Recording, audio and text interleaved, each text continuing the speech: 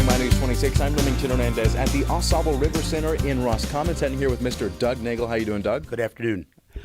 So what we're talking about today is the Au Sable River Center in Roscommon. So could you tell us a little bit more about it? The Saba River Center is really a building that was once time a DNR office. It's been moved twice to its present location.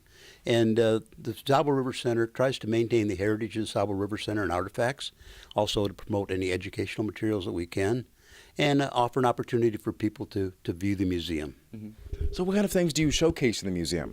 We have one of the prime things that we have here is the Kruger exhibit.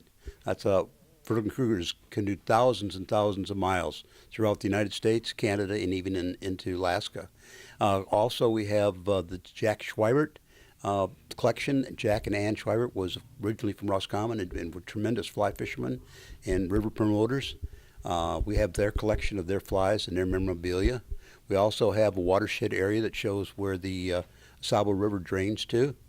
And we have some C2 memorabilia, which is a canoe race. Mm-hmm.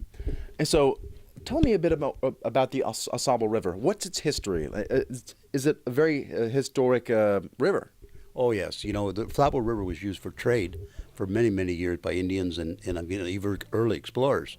The Saba River starts very close to the Manistee River, which gave an opportunity for people to travel from east to west or west to east. It was only a short portage from the Au Sable through Lake Marguerite into Portage Creek and then into the Manistee River.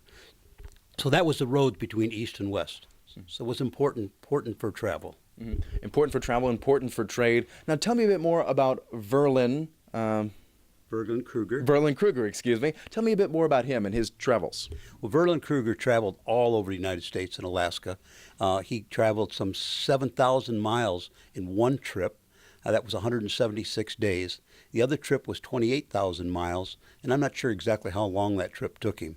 But he used no mechanical devices. When he couldn't have a river to canoe in, he actually carried his pack and his canoes and traveled to the next water source so that he could paddle some more. And so all across Northern America, all across South America, if you look at a map of his travels from South America, you see from the top right down to the bottom. So a long, long ride for a canoe, especially when he couldn't go to the water. That's right. And, you know, when you talk about carrying all that stuff, that's a big job. Verlin had helpers that went with him sometimes and worked with him, but not all the same person traveled with him all the time. Mm-hmm. So we've been fortunate enough to have a number of his memorabilia. Mm-hmm. Now, how big is canoeing on the Au Sable River? The Saba River canoeing is tremendously big. You take on a Saturday or Sunday, especially this time of year, and you can hardly find a place to park at Chase Bridge or Steckert Bridge. Downtown Grayling, you have a number of canoe liveries there that provide an opportunity for individuals to canoe the mainstream, South Branch, and it's just a great, great opportunity. Now, canoeing has not only changed, but the river travel has changed, not only from canoeing, but it's changed to kayaks and tubes. So we have a lot of different means to travel now. Years ago, we didn't have any kayaks, and nobody tubed the river. Mm-hmm. But today, that's a fun way to do the river.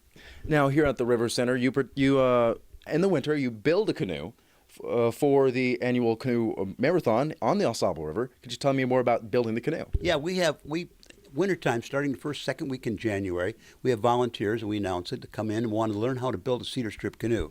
Last year, we had 30-some volunteers that came in. We built a cedar strip canoe. It's very, very pretty. And then those people not only have an opportunity to get out of the house in the winter, sometimes the men like to come, sometimes the ladies like the men to come, sometimes the ladies come. So it's a great opportunity for anyone in the community. Then they learn how to build a canoe, and then the River Center reaps the benefits of being able to raffle that canoe off and keep our doors open, to keep the wolves off our door. Wonderful. So tell me, if people want to come see the exhibits and see the River Center, where can they go? The Saba River Center is open on Saturdays. Also, there's a farm market outside that's here available on Saturdays, too. A tremendous farm market. And if anyone ever wants to come any other time, there's usually a note on the door where they can make a phone call and visit the museum with just a phone call. Okay. It is in Roscommon and at the Au Sable River Center. I'm Remington Hernandez, staying with Mr. Doug Nagel for My News 26.